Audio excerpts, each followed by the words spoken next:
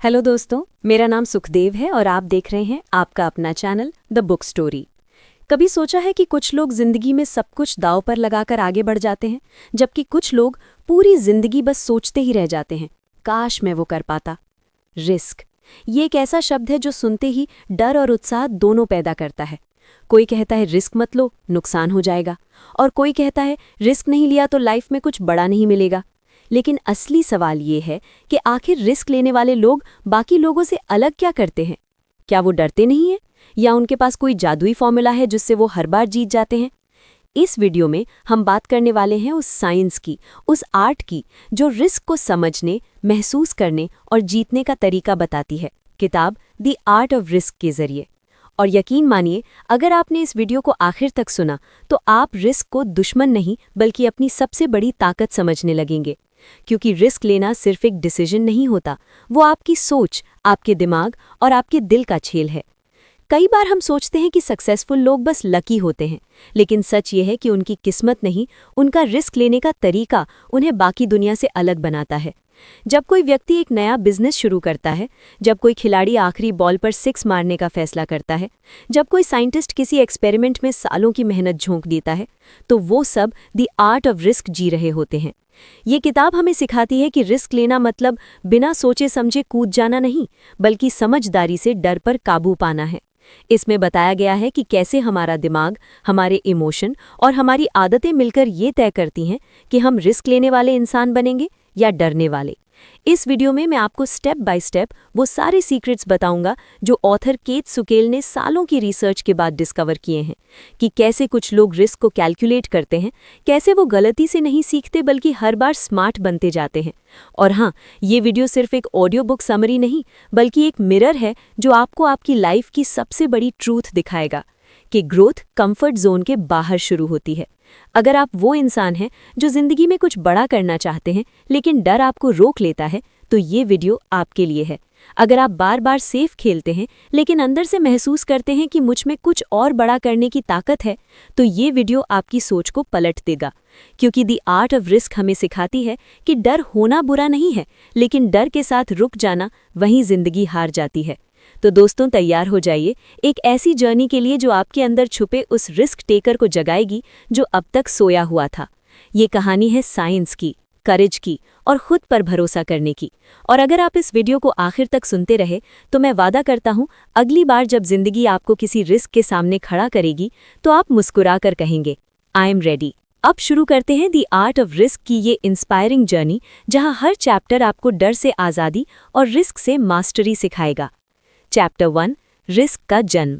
हर इंसान के अंदर 2 आवाज़ें होती हैं, एक जो कहती है मत कर, ये खतरनाक है, और दूसरी जो फुसफुसाती है, अगर कर लिया तो जिंदगी बदल जाएगी। यही कॉन्फ्लिक्ट हमारे हर बड़े फैसले की जड़ में छुपा होता है। किताब के पहले चैप्टर में केट सुकेल हमें ये समझाती हैं कि रिस्क का कॉन्सेप्ट किसी बिजनेस, स्पोर्ट या एडवेंचर से शुरू नहीं हुआ था। रिस्क हमारी बायोलॉजी, हमारे दिमाग और हमारी सर्वाइवल इंस्टिंक्ट में बसा हुआ है। सोचो, जब इंसान जंगलों में रहता था तब हर दिन रिस्क लेना उसकी ज़रूरत थी। क्या आज शिकार करने बाहर निकलूं या आज छुपा रहूं? क्या ये फल जहरीला होगा या नहीं? हर छोटा फैसला एक गैम्बल था। यही रिस्क टेकिंग हमारे डीएनए का हिस्सा बन गया। लेकिन वक्त के साथ हमने सेफ रहना सीख लिया, और यही सेफ्टी धीरे धीरे हमारी कंफर्ट जोन बन गई। अब दिमाग का वो हिस्सा जो कभी सर्वाइवल के लिए अलर्ट रहता था, मॉडर्न लाइफ में डर पैदा करने लगा। केट कहती हैं कि हमारा दिमाग 2 सिस्टम्स में काम करता है। एक सिस्टम जो इंस्टेंट डिसीजन लेता है गट फीलिंग से, और दूसरा जो लॉजिक और कैलकुलेशन पर भरोसा करता है। रिस्क लेने वाले लोग इन दोनों के बीच बैलेंस बनाना जानते हैं। वो ना तो बेवकूफ़ी में कूदते हैं, ना डर में भागते हैं। वो समझते हैं कि रिस्क कोई प्रॉब्लम नहीं बल्कि एक टूल है जो सही इस्तेमाल हो तो जिंदगी बदल सकता है।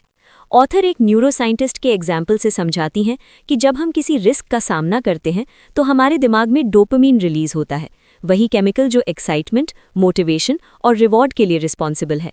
इसका मतलब रिस्क लेने की क्रेविंग नेचुरल है, लेकिन सोसाइटी ने हमें सिखा दिया कि रिस्क लेना मतलब गलती करना, इसलिए हम हर बार वो एक्साइटमेंट दबा देते हैं। काइट कहती है, सक्सेसफुल लोग रिस्क से भागते नहीं बल्कि उसे डिज़ाइन करते हैं। जैसे माउंटेन क्लाइंबर्स हर क्लाइंब को पूरी प्लानिंग के साथ टैकल करते हैं, वैसे ही लाइफ में भी रिस्क को समझना और मैनेज करना सीखना पड़ता है।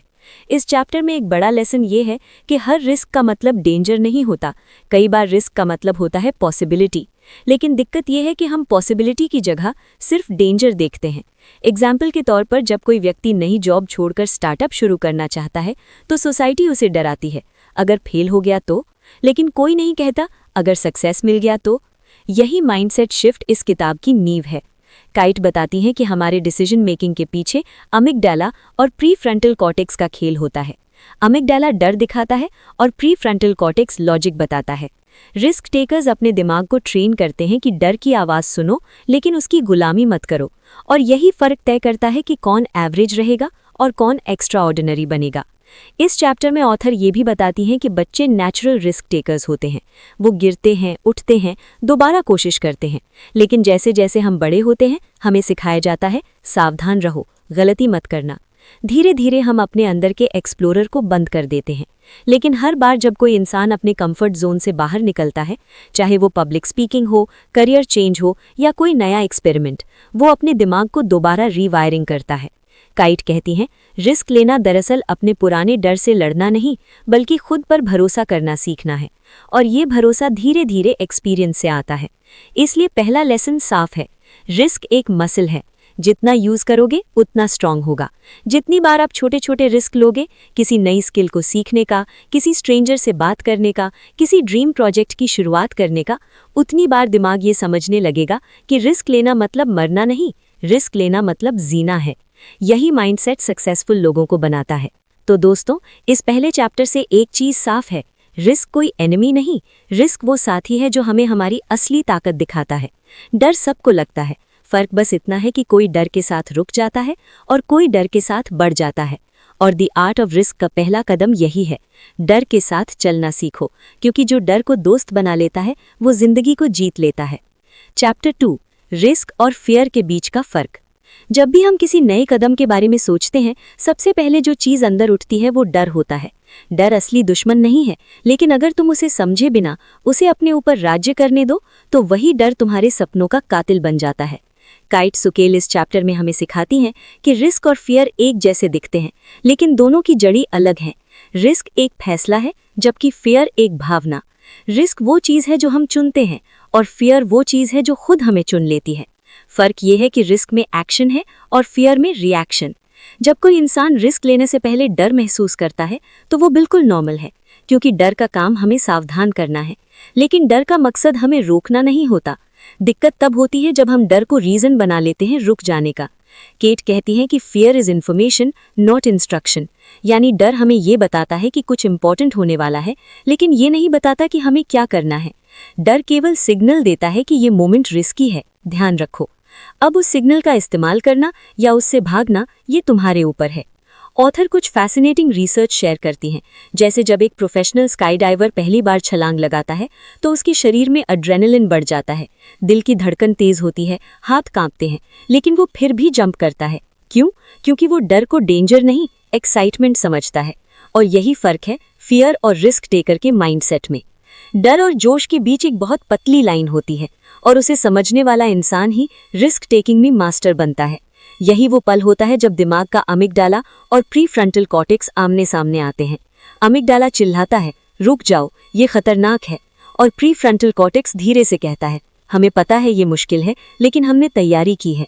जो इंसान प्रीफ्रंटल कॉर्टेक्स की आवाज़ सुनना सीख लेता है वो डर को अपने पक्ष में मोड़ लेता है। किताब में एक एग्जाम्पल आता है एक रॉक क्लाइंबर का, जिसने कहा, मुझे हर बार चढ़ाई से पहले डर लगता है, लेकिन अब मैं उसे सिग्नल की तरह यूज करता हूँ।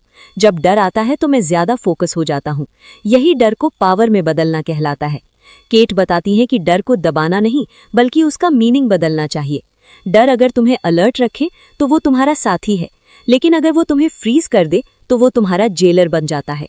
रिस्क टेकर्स डर के साथ बातचीत करते हैं, जैसे कोई दोस्त जो बार बार रोकता है, लेकिन तुम मुस्कुरा कर कहते हो, चिंता मत करो, मैं संभाल लूंगा।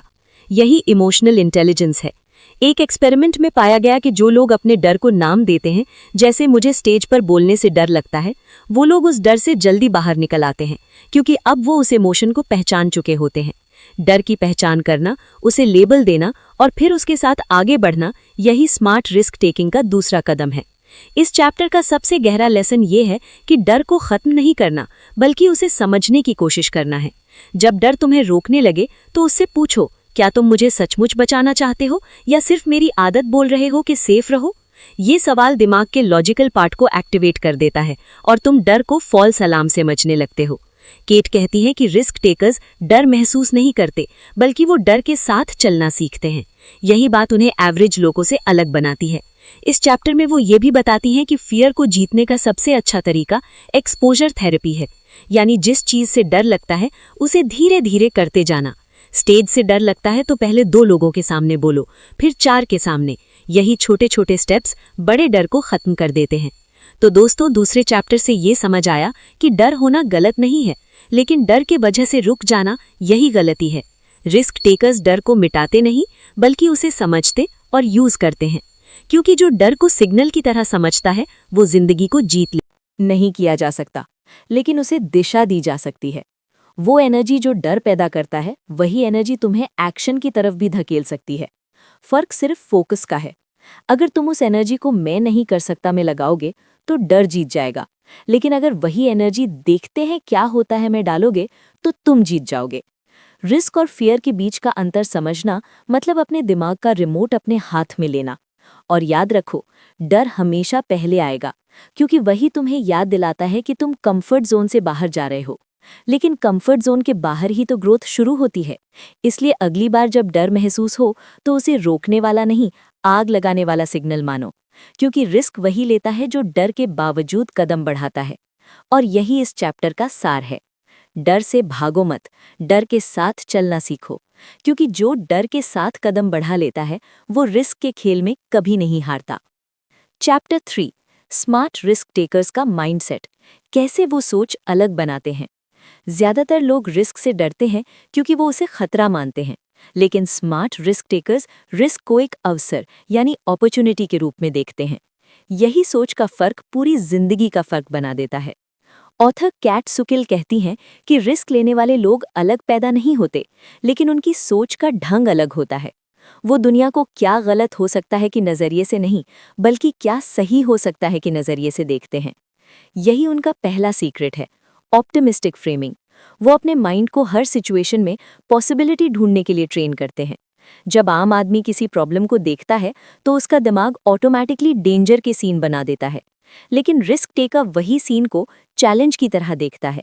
जैसे कोई माउंटेन क्लाइंबर उस ऊंची चट्टान को खतरा नहीं, बल्कि कॉन्क्वेस्ट मानता है। किताब में एक एक्सपेरिमेंट बताया गया है जहां 2 ग्रुप्स को एक ही टास्क दिया गया, लेकिन एक ग्रुप को कहा गया ये मुश्किल है, ध्यान से करना, और दूसरे को कहा गया ये इंटरेस्टिंग चैलेंज है, देखते हैं तुम कैसे हैंडल करते हो। नतीजा क्या निकला? दूसरे ग्रुप ने ज्यादा अच्छा परफॉर्म किया। सिर्फ परसेप्शन का फर्क था, लेकिन परफॉर्मेंस का गैप बहुत बड़ा निकला। कैट कहती हैं, mindset defines the outcome. Smart risk takers जानते हैं कि डर और डाउट कभी खत्म नहीं होंगे, इसलिए वो उन्हें इग्नोर नहीं करते, बल्कि उनका इस्तेमाल एनर्जी की तरह करते हैं। जब कोई डर महसूस करता है तो उसका शरीर एड्रेनलिन से भर जाता है, और वही एनर्जी अगर पैनिक में नहीं, फोकस में लगाई जाए तो रिजल्ट पूरी तरह बदल जाता है। रिस्क टेकर्स उस एड्रेनलिन को अपने फेवर में टर्न करते हैं। उनका दूसरा सीक्रेट है प्रेपरेशन ओवर परफेक्शन। वो परफेक्ट मोमेंट का इंतजार नहीं करते, वो तैयार रहते हैं हर मोमेंट के लिए। आम लोग कहते हैं जब सब रेडी होगा तब शुरू करेंगे, लेकिन रिस्क टेकर कहता है शुरू करो, रास्ते में रेडी हो जाओगे। वो जानते हैं कि प्लानिंग जरूरी है, लेकिन ओवर थिंकिंग खतरनाक है। हर सक्सेसफुल रिस्क टेकर के पास एक सिंपल रूल होता है, स्टार्ट बिफोर यूर रेडी, क्योंकि रेडी होने की कोई एग्जैक्ट टाइमिंग नहीं होती। किताब में ऑथर एक एग्जाम्पल देती हैं। नासा के साइंटिस्ट्स जब रॉकेट लॉन्च करते हैं तो वो 100% सर्टेनिटी पर भरोसा नहीं करते। वो कहते हैं अगर हम 80% श्योर हैं तो हम लॉन्च करेंगे, बाकी 20% हम रास्ते में सीख लेंगे। यही एटीट्यूड जिंदगी के हर फील्ड में काम करता है, चाहे बिजनेस हो, आर्ट, रिलेशनशिप या करियर। जो रिस्क टेकर माइंडसेट अडॉप्ट करता है वो हर गलती को फीडबैक मानता है, फेलियर नहीं। रिस्क टेकर्स का तीसरा सीक्रेट है इमोशनल कंट्रोल। कैट बताती हैं कि successful risk takers emotionally impulsive नहीं होते, बल्कि इमोशनली अवेयर होते हैं। वो अपने अंदर के डर, गुस्से या उत्साह को पहचानते हैं और उसे मैनेज करना जानते हैं। जब कोई बड़ा रिस्क सामने होता है तो उनका दिमाग पैनिक नहीं करता, बल्कि कामली ऑप्शन सोचता है। वो खुद से सवाल करते हैं, अगर मैं फेल हुआ तो क्या सीखूंगा, और अगर सक्सीड हुआ तो कितना बदल जाऊंगा। ये सवाल उनकी सोच को बैलेंस करते हैं। स्मार्ट रिस्क टेकर्स अपने इमोशंस के साथ नेगोशिएशन करते हैं। वो डर से कहते हैं, ठीक है, तू है मेरे साथ, लेकिन डायरेक्शन मैं दूंगा। यही इमोशनल मैच्योरिटी रिस्क टेकिंग की असली ताकत है। चौथा सीक्रेट है कैलकुलेटेड केओस। रिस्क टेकर्स बेवकूफ़ी में रिस्क नहीं लेते, वो केओस में भी कैलकुलेशन रखते हैं। वो हर रिस्क के 3 हिस्से देखते हैं: पॉसिबिलिटी, प्रोबेबिलिटी और प्रेपरेशन। यानी ये हो सकता है क्या, कितना चांस है, और अगर हुआ तो मैं रेडी हूँ क्या। ये सोच उन्हें रेकलेस नहीं, कॉन्फिडेंट बनाती है। कैट कहती हैं कि दुनिया के सबसे डेयरिंग लोग भी दरअसल सबसे डिसिप्लिन्ड होते हैं, क्योंकि वो हर रिस्क से पहले खुद को मेंटली और फिजिकली तैयार करते हैं।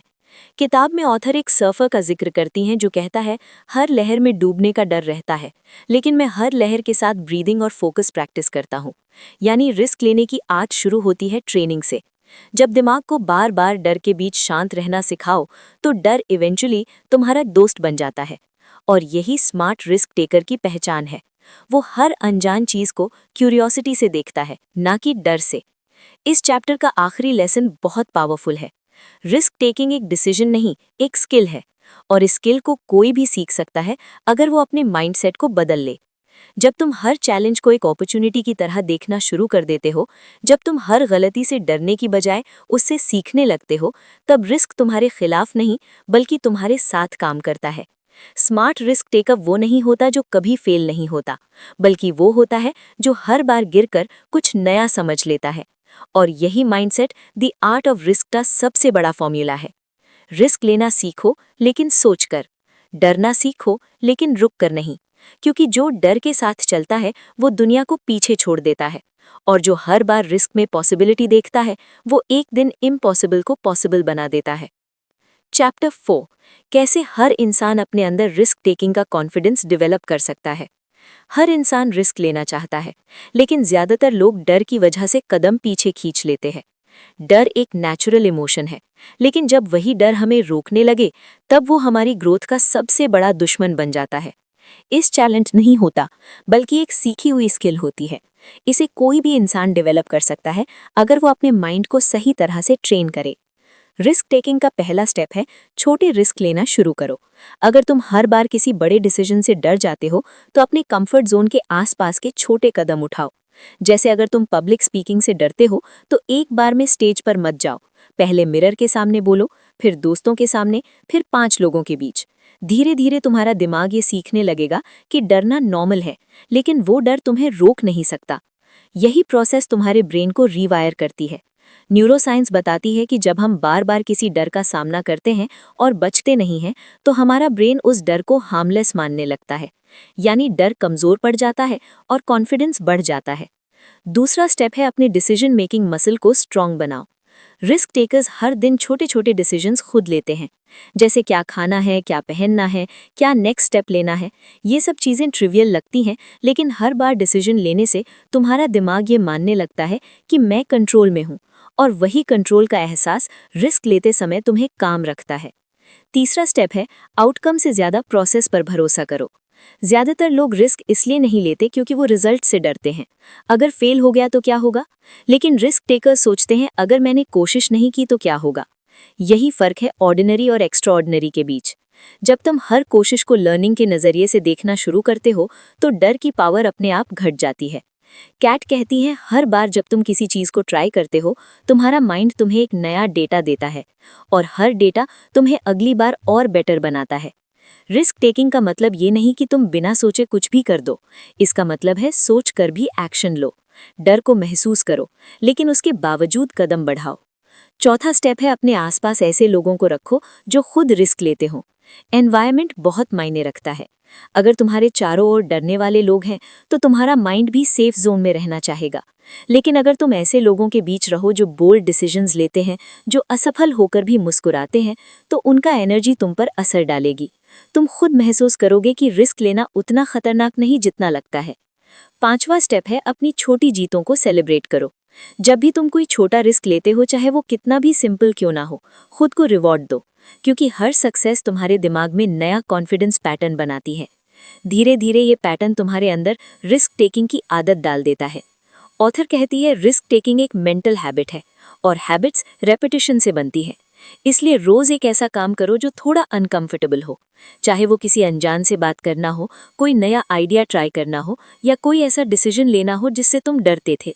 यही डेली डिस्कम्फर्ट एक दिन तुम्हें फेयरलेस बना देगा। आखिर में केट सुकिल कहती हैं, कॉन्फिडेंस तब नहीं आता जब डर खत्म हो जाता है, बल्कि तब आता है जब तुम डर के बावजूद आगे बढ़ना सीख जाते हो। रिस्क टेकिंग कॉन्फिडेंस का मतलब फेयरलेस होना नहीं, बल्कि डर के साथ जीना सीखना है। जब तुम हर बार अपने डर को फेस करते हो और फिर भी स्टेप लेते हो, तो तुम अपने अंदर वो ताकत महसूस करते हो जो दुनिया बदल सकती है। यही ताकत हर सफल इंसान के अंदर होती है। रिस्क टेकिंग की आर्ट सिर्फ डेयरिंग होने की नहीं, बल्कि समझदारी से डर को डायरेक्शन देने की है। और जब तुम ऐसा करना सीख जाते हो, तो जिंदगी की हर चुनौती एक एडवेंचर बन जाती है, हर डर एक लेसन बन जाता है और हर डिसीजन एक नई शुरुआत। यही असली कॉन्फिडेंस है, डर के साथ भी आगे बढ़ना। चैप्टर 5, फेलियर से सीखने की कला। जब रिस्क गलत हो जाए। जिंदगी में रिस्क लेना आसान नहीं होता और हर रिस्क का नतीजा सक्सेस नहीं होता। कई बार तुम पूरी तैयारी के साथ कदम बढ़ाते हो, लेकिन चीजें तुम्हारे हिसाब से नहीं होती। लोग हंसते हैं, हालात टूटते हैं और अंदर से एक आवाज उठती है, काश मैंने ये रिस्क नहीं लिया होता। लेकिन यही वो पल है जहां असली रिस्क टेकर और ऑर्डिनरी इंसान के बीच फर्क पैदा होता है। कैट सुकेल कहती हैं कि फेलियर कोई अंत नहीं है, बल्कि फीडबैक है। जब रिस्क फेल होता है तो वो तुम्हें दो चीजें देता है, एक नया लेसन और एक नया वर्जन ऑफ योरसेल्फ। जो इंसान इन दोनों को समझ लेता है, वही आगे चलकर अजेय बन जाता है। रिस्क टेकिंग में फेल होना मतलब बेकार होना नहीं है, बल्कि सीखने की प्रक्रिया का हिस्सा है।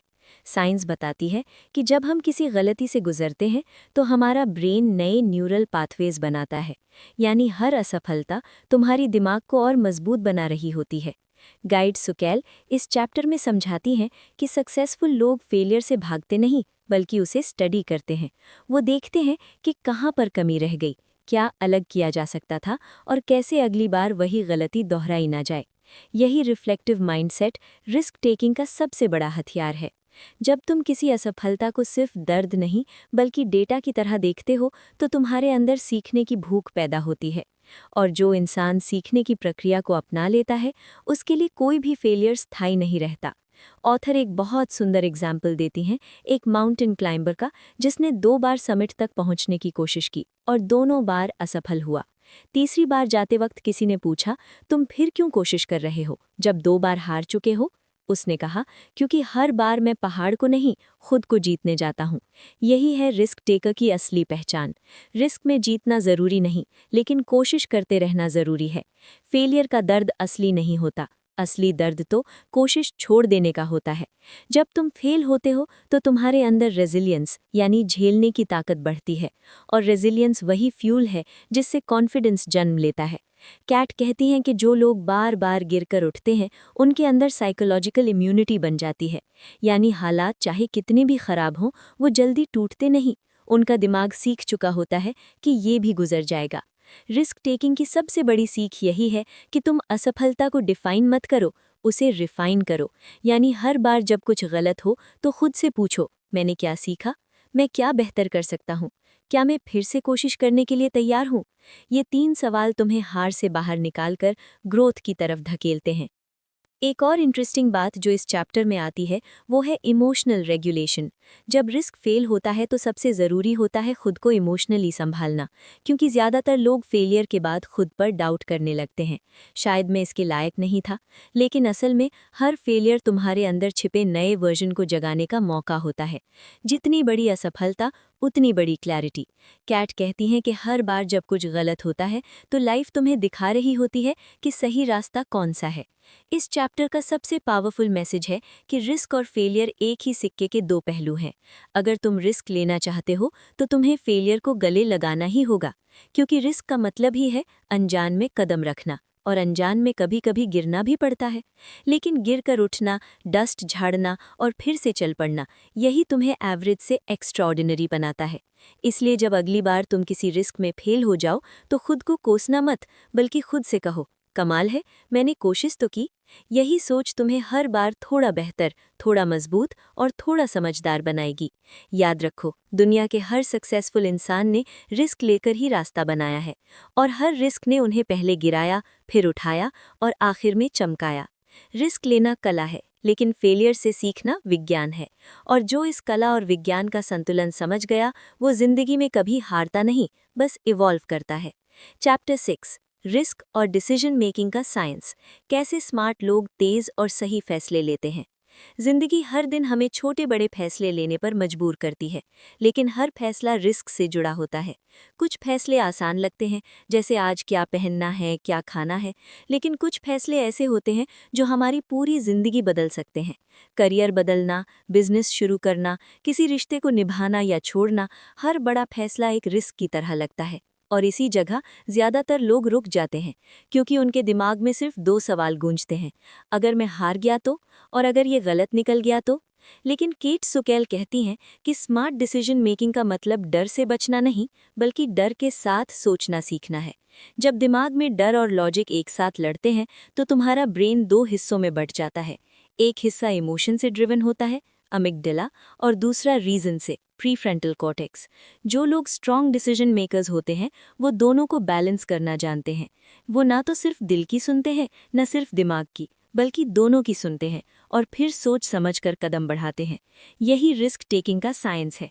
ऑथर बताती हैं कि हमारे फैसले हमेशा लॉजिक से नहीं, परसेप्शन से भी प्रभावित होते हैं। यानी जो चीज़ हमें रिस्की लगती है, वो ज़रूरी नहीं कि सच में खतरनाक हो। कई बार हमारा माइंड पुरानी यादों, डर या दूसरों की राय से इतना भर जाता है कि हम असली खतरे को पहचान ही नहीं पाते।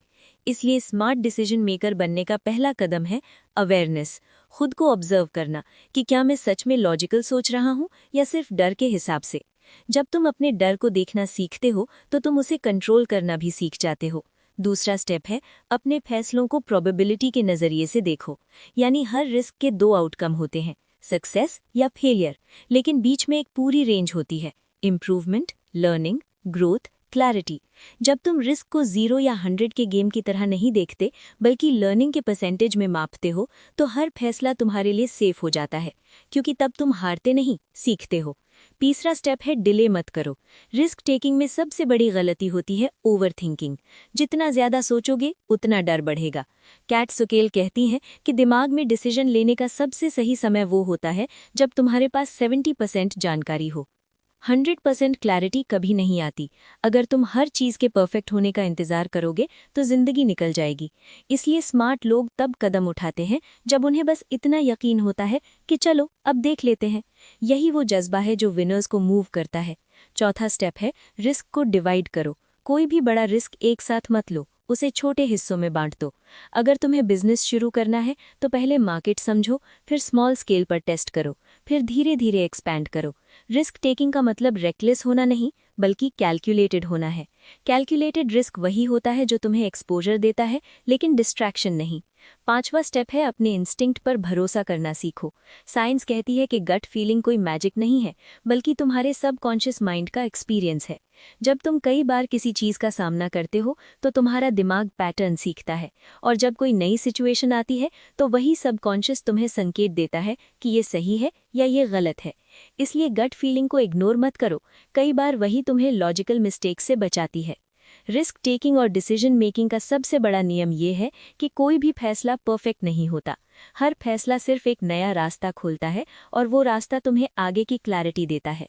इसलिए निर्णय लेने से पहले 100 बार मत सोचो, बस इतना सोचो, क्या मैं इससे कुछ नया सीख पाऊंगा?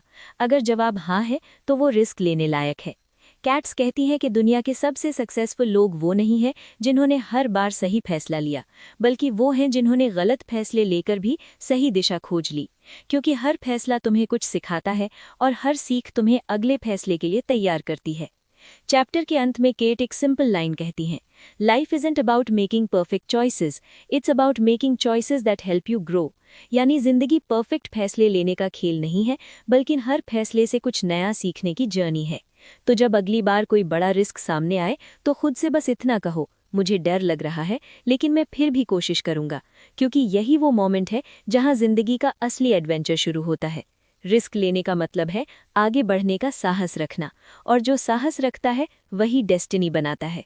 चैप्टर 7, रिस्क और ग्रोथ का कनेक्शन। कैसे रिस्क लेना लाइफ को आगे बढ़ाता है। हर इंसान जिंदगी में बढ़ना चाहता है, ज्यादा पैसा, ज्यादा एक्सपीरियंस, ज्यादा रिस्पेक्ट, ज्यादा फ्रीडम, लेकिन बहुत कम लोग समझते हैं कि ग्रोथ का असली दरवाज़ा रिस्क के पीछे छिपा होता है। केट सुकेल इस चैप्टर में साफ कहती हैं कि अगर तुम रिस्क नहीं ले रहे तो तुम ग्रो नहीं कर रहे। ग्रोथ हमेशा कंफर्ट जोन के बाहर शुरू होती है, क्योंकि कंफर्ट जोन में सिर्फ ईज मिलता है लेकिन चेंज नहीं। रिस्क वो प्रोसेस है जो तुम्हें तुम्हारे लिमिट से बाहर निकालता है और तुम्हारी कैपेबिलिटीज दिखाता है। जब तुम रिस्क लेते हो तो तुम अपने अंदर के उस वर्जन को एक्टिवेट करते हो जिसे तुम खुद भी नहीं जानते थे। यही सेल्फ डिस्कवरी की शुरुआत होती है। ऑथर कहती हैं कि रिस्क लेने का मतलब सिर्फ बिजनेस या एडवेंचर में कदम रखना नहीं होता, बल्कि इमोशनल और मेंटल लेवल पर भी खुद को चैलेंज करना होता है। जैसे किसी मुश्किल बातचीत को शुरू करना, किसी रिश्ते में ऑनेस्ट होना, किसी टैलेंट को दुनिया के सामने लाना, ये सब भी रिस्क है। और जब तुम ये रिस्क लेते हो तो तुम इमोशनली मैच्योर होते हो, तुम्हारा दिमाग रेजिलियंस डेवलप करता है, यानी गिरने के बाद दोबारा उठने की ताकत। और यही ताकत ग्रोथ का फाउंडेशन है। रिसर्च बताती है कि जब इंसान किसी रिस्क का सामना करता है तो उसके ब्रेन में डोपामीन रिलीज होता है। डोपामीन वही केमिकल है जो एक्साइटमेंट और मोटिवेशन पैदा करता है। यानी रिस्क लेना सिर्फ डर नहीं जगाता, बल्कि तुम्हारे अंदर थ्रिल और पर्पस भी जगाता है। जब तुम कुछ नया ट्राई करते हो तो तुम्हारे न्यूरॉन्स एक्टिवेट होते हैं और वो नया लर्निंग सर्किट बनाते हैं। इस प्रोसेस में तुम्हारा कॉन्फिडेंस, क्रिएटिविटी और डिसीजन मेकिंग सब बढ़ने लगते हैं। इसीलिए रिस्क लेना सिर्फ करियर के लिए नहीं, बल्कि मेंटल और इमोशनल ग्रोथ के लिए भी ज़रूरी है। ऑथर कहती हैं कि जो लोग बार बार गिरकर उठते हैं उनके अंदर साइकोलॉजिकल इम्यूनिटी बन जाती है, यानी हालात चाहे कितने भी खराब हों वो जल्दी टूटते नहीं। उनका दिमाग सीख चुका होता है कि ये भी गुजर जाएगा। रिस्क टेकिंग की सबसे बड़ी सीख यही है कि तुम असफलता को डिफाइन मत करो, उसे रिफाइन करो। यानी हर बार जब कुछ गलत हो तो खुद से पूछो, मैंने क्या सीखा, मैं क्या बेहतर कर सकता हूँ, क्या मैं फिर से कोशिश करने के लिए तैयार हूँ। ये 3 सवाल तुम्हें हार से बाहर निकालकर ग्रोथ की तरफ धकेलते हैं। एक और लेना साइंटिफिक लेवल पर भी ग्रोथ का फ्यूल है, लेकिन ग्रोथ सिर्फ एक्शन लेने से नहीं आती, वो रिफ्लेक्शन से भी आती है। जब तुम रिस्क लेते हो और फिर बैठकर सोचते हो कि क्या अच्छा हुआ क्या नहीं, तब तुम्हारा ब्रेन उस एक्सपीरियंस को अब्जॉर्ब करता है। यही रिफ्लेक्टिव लर्निंग तुम्हें अगले लेवल पर ले जाती है। कैट सुकेल इस बात पर जोर देती हैं कि रिस्क लेने के बाद खुद को एनालाइज करना उतना ही जरूरी है जितना रिस्क लेना, क्योंकि ग्रोथ सिर्फ करने से नहीं, समझने से भी होती है। रिस्क और ग्रोथ के बीच का रिश्ता एक साइकिल की तरह है। रिस्क लोगे तो ग्रोथ मिलेगी, ग्रोथ होगी तो अगला रिस्क आसान लगेगा, और हर साइकिल के साथ तुम्हारा माइंड और स्ट्रांग बनता जाता है। धीरे धीरे वो रिस्क तुम्हारे लिए डर नहीं, चैलेंज बन जाता है। चैलेंज एक्साइटमेंट में बदलता है और एक्साइटमेंट तुम्हें आगे खींचती है। यही वो जर्नी है जहां ऑर्डिनरी इंसान एक्स्ट्रा ऑर्डिनरी बन जाता है। ऑथर एक रियल लाइफ एग्जाम्पल देती हैं, एक साइंटिस्ट का जो अपनी रिसर्च बार बार फेल होते देख चुका था। उसे कहा गया कि अब छोड़ दो, ये काम इम्पॉसिबल है, लेकिन उसने रिस्क लिया, फिर से कोशिश की, और वही रिसर्च बाद में दुनिया बदल गई। उसने कहा, हर बार जब मैंने कोशिश की मैं कुछ सीखा, और हर बार मैंने सीखा मैं ग्रो हुआ। यही असली फॉर्मूला है। फेल होने से ग्रोथ नहीं रुकती, कोशिश छोड़ने से रुकती है। रिस्क लेना ग्रोथ का शॉर्टकट नहीं, बल्कि उसका रास्ता है। जब तुम खुद से बड़े फैसले लेने लगते हो, खुद पर भरोसा रखने लगते हो और अपने डर के बावजूद आगे बढ़ते हो, तब तुम इवॉल्व होने लगते हो। तुम सिर्फ गोल्स नहीं हासिल करते, बल्कि खुद को ट्रांसफॉर्म करते हो। यही दी आर्ट ऑफ रिस्क का सबसे बड़ा इंसाइट है कि ग्रोथ कोई कंफर्ट से नहीं आती, बल्कि डिस्कम्फर्ट को अपनाने से आती है। तो अगर तुम सच में ग्रो करना चाहते हो तो अपने डर के उस पार चलो, क्योंकि डर के उस पार ही तुम्हारा नया वर्जन खड़ा है। वो वर्जन जो ज्यादा समझदार, ज्यादा मजबूत और ज्यादा जीवंत है। रिस्क मत टालो, रिस्क को डायरेक्शन दो, क्योंकि हर बार जब तुम रिस्क लेते हो तुम सिर्फ दुनिया नहीं बदलते, तुम खुद को भी रीडिफाइन करते हो। और यही असली ग्रोथ है जो जिंदगी को अर्थ देती है। चैप्टर 8, रिस्क और रिवॉर्ड का सच। कैसे रिस्क लेना जिंदगी में अपॉर्चुनिटीज का दरवाजा खोलता है। हर इंसान जिंदगी में रिवॉर्ड चाहता है, सफलता, सम्मान, पैसा, आज़ादी, पहचान। लेकिन ज्यादातर लोग ये भूल जाते हैं कि रिवॉर्ड हमेशा रिस्क के बाद ही आता है। रिस्क और रिवॉर्ड के बीच का रिश्ता उतना ही गहरा है जितना रात और सुबह का। एक के बिना दूसरा संभव नहीं। काइट सुकेल इस चैप्टर में बताती हैं कि रिस्क लेने वाले लोग रिवॉर्ड का पीछा नहीं करते, वो पॉसिबिलिटीज का पीछा करते हैं। और जब तुम पॉसिबिलिटीज के पीछे भागते हो तो रिवॉर्ड अपने आप मिलने लगता है। रिस्क टेकिंग और रिवॉर्ड का साइंस सीधा है। जितना बड़ा रिस्क उतनी बड़ी संभावना। लेकिन इसका मतलब ये नहीं कि हर रिस्क सक्सेसफुल होगा। असल में हर रिस्क तुम्हें दो तरह के रिवॉर्ड देता है। एक बाहरी सक्सेस, मनी, फेम, और एक अंदरूनी, ग्रोथ, करेज, एक्सपीरियंस, क्लैरिटी। और सच कहा जाए तो अंदरूनी रिवॉर्ड ज्यादा वैल्यूएबल होता है, क्योंकि वही तुम्हें अगले रिस्क के लिए तैयार करता है। ऑथर बताती हैं कि हमारा ब्रेन नेचुरली रिस्क और रिवॉर्ड के बीच कनेक्शन बनाता है। जब हम कोई रिस्क लेते हैं और उसमें थोड़ा भी सक्सेस मिलता है तो दिमाग में डोपामीन रिलीज होता है। यही केमिकल हमें फिर से कोशिश करने के लिए प्रेरित करता है। इसीलिए सक्सेसफुल लोग रिस्क लेने से डरते नहीं, क्योंकि उनका दिमाग रिस्क और रिवॉर्ड को पॉजिटिव पैटर्न के रूप में पहचान चुका होता है।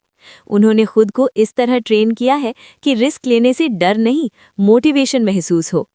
काइट एक इंटरेस्टिंग रिसर्च का जिक्र करती है जिसमें देखा गया कि जो लोग बार बार छोटे रिस्क लेते हैं, जैसे नया आइडिया आजमाना, नए लोगों से बात करना या कोई नई स्किल सीखना, उनके अंदर इनोवेशन और क्रिएटिविटी बहुत ज्यादा होती है, क्योंकि उनका दिमाग हमेशा व्हाट इफ सोचने के लिए तैयार रहता है।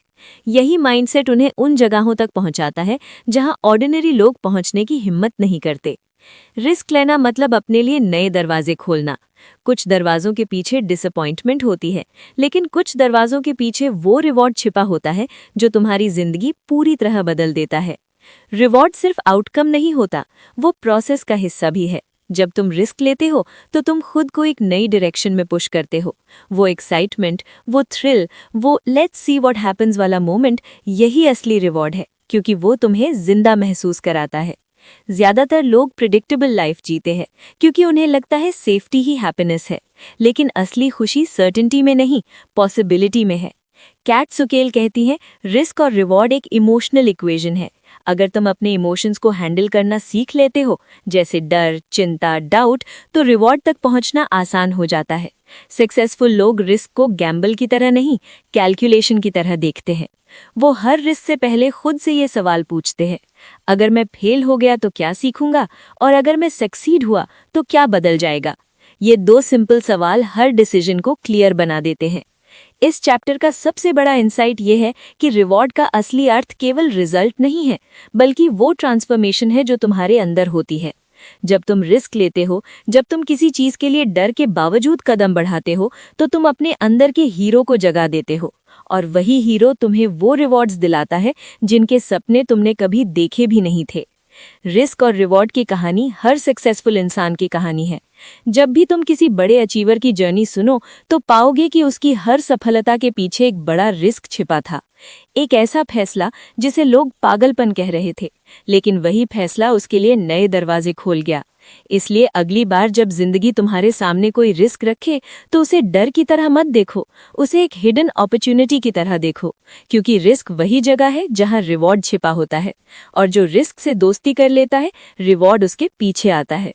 कैट सुकेल इस चैप्टर को एक खूबसूरत लाइन से खत्म करती हैं, risk is the price you पे फॉर अ मीनिंगफुल लाइफ। यानी अगर तुम जिंदगी में कुछ सच्चा, कुछ बड़ा, कुछ यादगार पाना चाहते हो तो तुम्हें रिस्क का टिकट खरीदना ही होगा। बिना रिस्क के रिवॉर्ड नहीं, और बिना रिवॉर्ड के ग्रोथ नहीं। तो आगे बढ़ो, कदम उठाओ, और हर रिस्क को एक नए रिवॉर्ड की शुरुआत मानो, क्योंकि यही है द आर्ट ऑफ रिस्क की असली कला, जो डर को दरवाजा और पॉसिबिलिटी को मंजिल बना देती है। तो दोस्तों, यही थी द आर्ट ऑफ रिस्क की पूरी कहानी। एक ऐसी किताब जो हमें ये सिखाती है कि रिस्क कोई खतरा नहीं, बल्कि जिंदगी का सबसे बड़ा टीचर है। कैट सुकेल ने हमें समझाया कि हर रिस्क के पीछे एक इमोशन होता है, एक रीजन होता है, और एक हिडन ग्रोथ भी होती है। जब तुम रिस्क लेने से डरना छोड़ देते हो, तभी तुम असली मायने में जीना शुरू करते हो। हर बार जब तुम कंफर्ट जोन से बाहर निकलते हो, तुम्हारा दिमाग, तुम्हारी सोच और तुम्हारी आत्मा तीनों इवॉल्व होती हैं। यही इस किताब का सबसे बड़ा मैसेज है। जो डर के आगे कदम बढ़ा दे वही अपने सपनों के करीब पहुंचता है। अब जरा खुद से पूछो, तुम आखिरी बार कब ऐसा रिस्क लिए थे जिससे तुम्हारा दिल जोर जोर से धड़क उठा था? वो पल याद करो जब तुम्हें डर लगा था, लेकिन तुमने फिर भी कोशिश की थी। वही पल तुम्हारी ग्रोथ की शुरुआत थी। और अगर बहुत वक्त से तुमने कोई रिस्क नहीं लिया है, तो शायद अब वक्त है एक नया कदम बढ़ाने का। चाहे वो कोई नया स्किल सीखना हो, कोई ड्रीम प्रोजेक्ट शुरू करना हो, या किसी पुराने डर का सामना करना हो। एक छोटा सा रिस्क आज लो, क्योंकि हर बड़ा बदलाव उसी एक कदम से शुरू होता है। दोस्तों, अगर तुम्हें ये ऑडियो बुक समरी पसंद आई हो तो दिल से एक रिक्वेस्ट है, इस वीडियो को लाइक जरूर करना, क्योंकि तुम्हारा एक लाइक हमें और ऐसी मोटिवेशनल समरीज लाने की हिम्मत देता है। कमेंट में बताओ कि इस किताब का कौन सा चैप्टर या कौन सी बात तुम्हें सबसे ज्यादा लगी, दिल के करीब। क्या तुम्हें डर के बावजूद रिस्क लेने की ताकत महसूस हुई? हमें जरूर बताना। और हाँ, अगर तुम चाहते हो कि हम तुम्हारे लिए ऐसी ही डीप और पावरफुल सेल्फ हेल्प बुक्स की समरीज लेकर आते रहें, तो सब्सक्राइब जरूर करो और बेल आइकॉन दबा दो, ताकि अगली बार जब कोई नई ऑडियो बुक समरी आए तो तुमसे छूटे नहीं। क्योंकि ये चैनल सिर्फ समरीज का नहीं, बल्कि ग्रोथ और ट्रांसफॉर्मेशन का सफर है। यहाँ हर कहानी तुम्हें एक नया नजरिया देती है, हर किताब तुम्हें तुम्हारे बेस्ट वर्जन के और करीब ले जाती है। तो याद रखो, रिस्क से भागो मत, रिस्क को गले लगाओ, क्योंकि वहीं से शुरू होती है वो जिंदगी जो आज तक सिर्फ तुम्हारे सपनों में थी। मिलते हैं अगले एपिसोड में एक नई किताब, एक नए सबक और एक नई एनर्जी के साथ। तब तक के लिए कीप ग्रोइंग, कीप लर्निंग और रिस्क लेना कभी मत बंद करना।